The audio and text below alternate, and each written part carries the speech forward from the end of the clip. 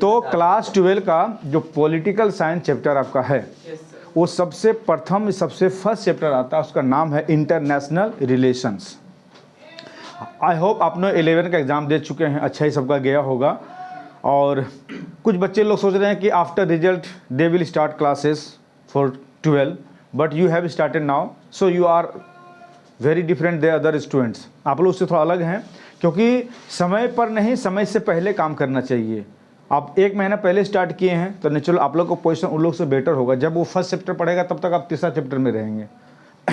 Okay, सो तो international relation, अंतर्राष्ट्रीय संबंध, ये जो पॉलिटिकल साइंस का ये जो फर्स्ट चैप्टर है, ये आप 11 का जो पॉलिटिकल साइंस पढ़ें आप उसमें क्या पढ़ें कि what is political science, what is politics, ठीक है, what is state, how many types of origin theory of the state, state क्या है, स्टेट कितने प्रकार, स्टेट का कितने प्रकार का ओरिजिन सिद्धांत है, उसमें आप लोग पढ़े, हम लोग शक्ति का सिद्धांत पढ़े हैं, ऐतिहासिक सिद्धांत पढ़े हैं, उसमें ये भी पढ़े हम लोग सामाजिक समझौते का सिद्धांत ही पढ़े।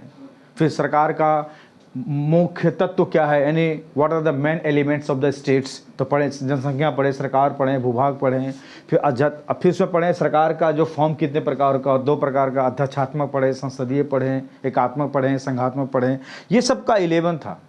तो 11 का जो पॉलिटिकल साइंस था वो थ्योरिटिकल टाइप का था। 11 का साइंस, पॉलिटिकल साइंस, वो थ्योरी टाइप का था। और जो 12 में आते हैं ये थोड़ा प्रैक्टिकल टाइप का है। वो जो सारे सिद्धांतों का वर्णन जो किया गया था किसमें, 11 क्लास में, आप उसको प्रैक्टिकल में कैसे वर्ल्ड उसको यूटिलाइज करता है, पॉलिटिकल साइंस को वास्तविक में कैसे जमीन पर लाया जाता है, वो उससे पढ़े कि पॉलिटिकल क्या है। तो पॉलिटिकल भाई इसे कहते हैं कि पॉलिटिकल जो है ग्रीक वर्ड पोलिस से लिया गया है, ठीक है, इसीलिए अरिस्टोटल को फादर ऑफ पॉलिटिकल साइंस कहते हैं। फिर इसमें प्लेटो के बारे में पढ़ें, फिर हम लोग रूसो के बारे में पढ़ें, तो उसमें हम ये सब पढ़ें कि just theory theory theory.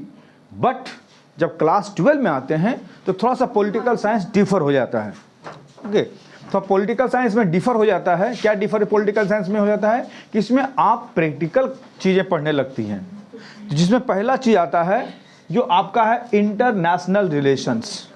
International relations को हिंदी में कहेंगे अंतर्राष्ट्रीय संबंध। अब ये अंतर्राष्ट्रीय संबंध होता क्या है, या इंटरनेशनल रिलेशन होता क्या है।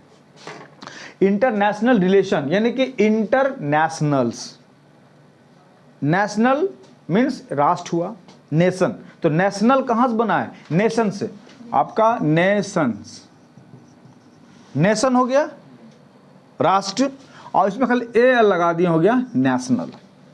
ओके, यानी ये राष्ट्र से हो गया राष्ट्रीय, पहले हुआ राष्ट्र फिर हुआ राष्ट्रीय।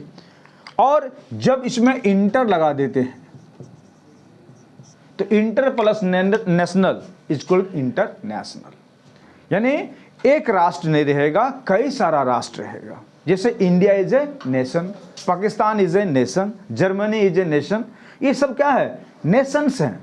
तो इनके बीच में जब कोई रिलेशन क्रिएट होगा तो उसको बोलेंगे इंटरनेशनल रिलेशंस।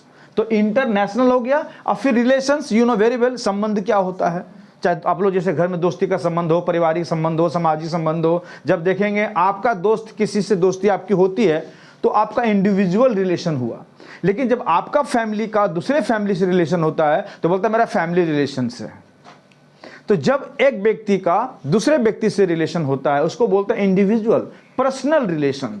क्या बोलते हैं उसको, मैन टू मैन या वुमेन टू वुमेन, यानी एक आदमी से, पर्सन टू पर्सन। सेकंड में आते हैं जब फैमिली टू फैमिली रिलेशन होता है उसको बोलते हैं फैमिली रिलेशन। जब स्टेट टू स्टेट रिलेशन होता है उसको बोलते हैं स्टेट रिलेशन। और जब नेशन टू नेशन रिलेशन होता है उसको बोलते हैं इंटरनेशनल रिलेशंस।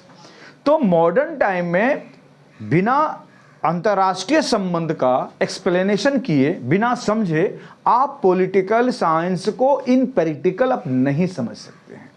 कि 11 में जितने चीज़ों को पढ़े हैं उन चीज़ों को व्यवहारिक में किस प्रकार इस्तेमाल होता है या किस प्रकार यूज किया जाता है, इसका जिक्र हम लोग करते हैं अंतर्राष्ट्रीय संबंध में।